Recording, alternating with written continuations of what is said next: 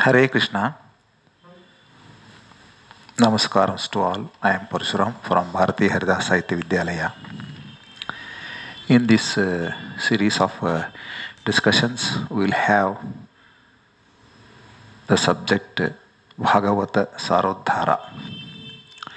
Srimad Bhagavata is the final Purana created by Lord Vedavyasa.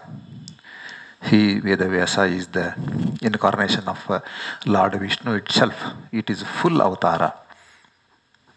This Bhagavatam is the final and 18th Purana created by him. It was created as Narada Muni requested him to create it, because Narada Muni wanted much more information has to be given to the Sishya Vrunda, the disciples of the Lord, to continue the Guru Sishya Parampara and devotion to the Lord at all the time, and the devotion should be at all the time. So Lord Vedavyasa has created the 18th and final Purana called as Srimad Bhagavata. So it is very, very important. Bhagavatam is a big Purana of about 18,000 slokas. It is carved into 12 main skandhas. The 10th skandha is the Charite of Lord Sri Krishna. Everybody will listen to the Dasamaskandha. The Dasamaskandha is very important. There is a scheme in this Punya Bhumi Bharata Varsha, the Saptaha of Bhagavata.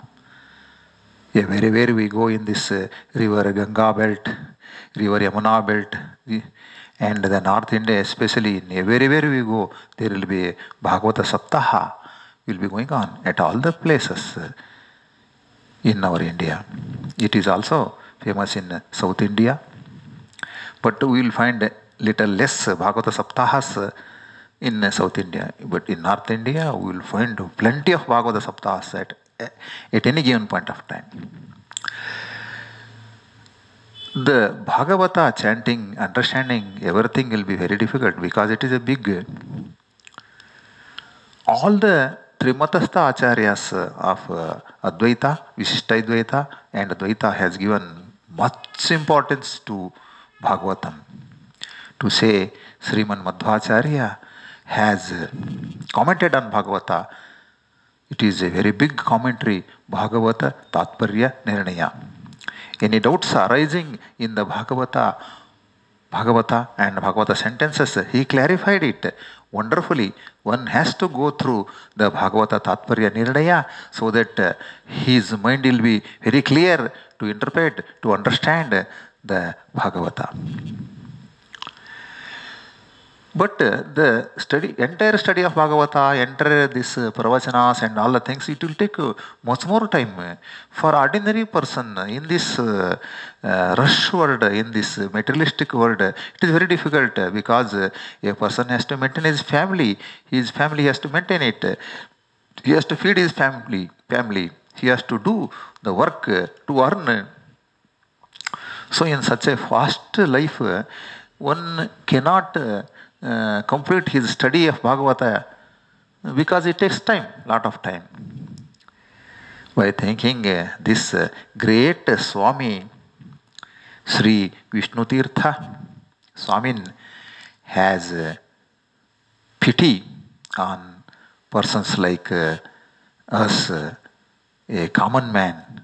He brought the essence of Bhagavata and created Bhagavata Sarodhdhara, the essence of Bhagavatam. He has done a wonderful work there. He chosen some 367 slokas of entire Bhagavata, not in order. He might have chosen the 10th skandhas Bhagavat first, and afterwards first skandhas sloka also, like this zigzag manner. Whatever he feels, he chosen some 367 slokas We'll discuss later on that number of slokas and all. His intention is to summarize it, to extract all the this rasam, the extract the meaning and what Bhagavatam says. Notings he brought it, and for that slokas he commented in a Sanskrit. Possibly we may say that it is 367 slokas chosen from the Bhagavatam. It is meaning that for this mundane life, for this a common person, at least if he chants one sloka in a day, he understands it. So he will complete the total Bhagavata Sara in 1 year. What a pity he shone on all of us. So he chose the Bhagavata slokas on his own, this one, the theme, and he made it some,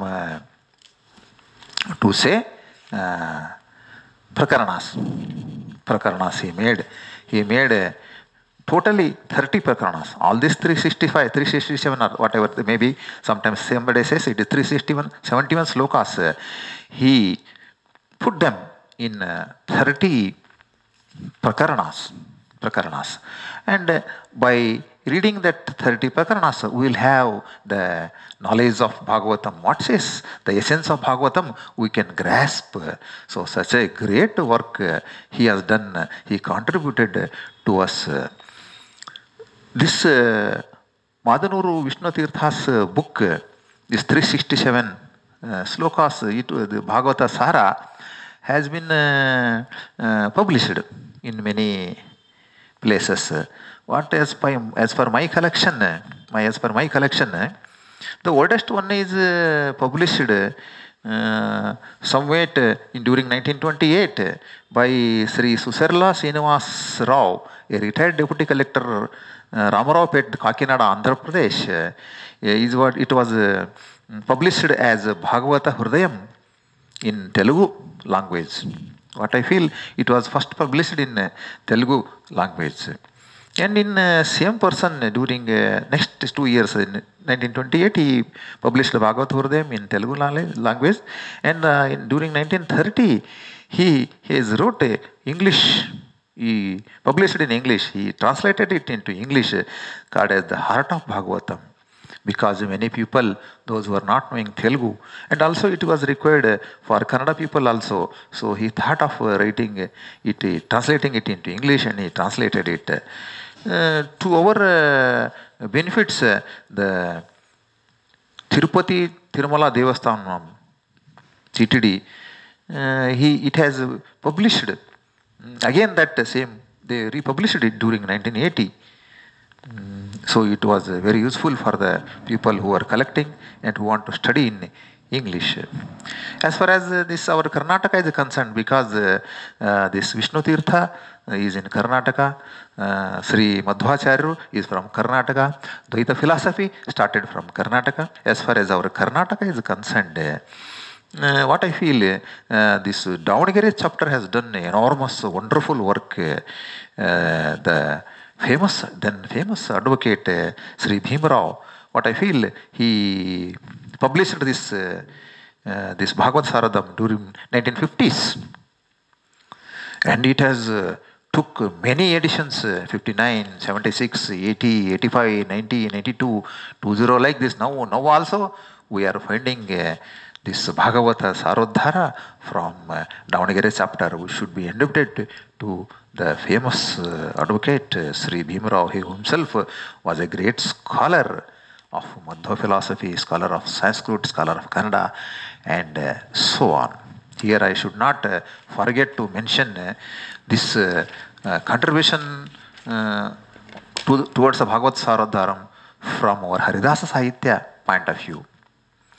This Bhimarao's Bhagavata Sarodhara book, which was in Kannada Anuvada, was great, and it deeply Sriyuta Gadag Achyutarao Hilugoda, the Achyuta Dasaru, he got it from his friend Narayana Sharma. He studied it. He thought to do something. He was a poet. He was a Kannada Pandit. He was already carded as Kannada Gadakari. A birudu was given to him from Kannada people, Kannada organizations. So his friends requested him to do something to translate it into the Kannada then famous Sangatya. The Sangatya style is very famous now also. So this Narendra Sharma has requested him. So this the great Ashukavi Achyutadasa Huiligul, he then translated into wonderful Kannada Sangatya. It was published from his own Gururaja Granthamala Gadag, the sixth work, sixth Pushpa during 1964 itself. Really, it is a great. I also very happy to tell that I married to his granddaughter, Parimala. My wife is Srimati Parimala. She is also a scholar in Haridasa Sahitya. She is a wonderful singer. First time, total Harikatamsara cassette was in her voice. First time. 12 cassettes were released from us. We really were very happy to inform to you all. She is a granddaughter of Chutra Huilgul. And it was 1964 and all books were over. I got one copy and I published it during 2013 from our Badri Vishala publications. There what I have done is I have put this question answers also with that. And I have also thought to write some Sara in the poetic form.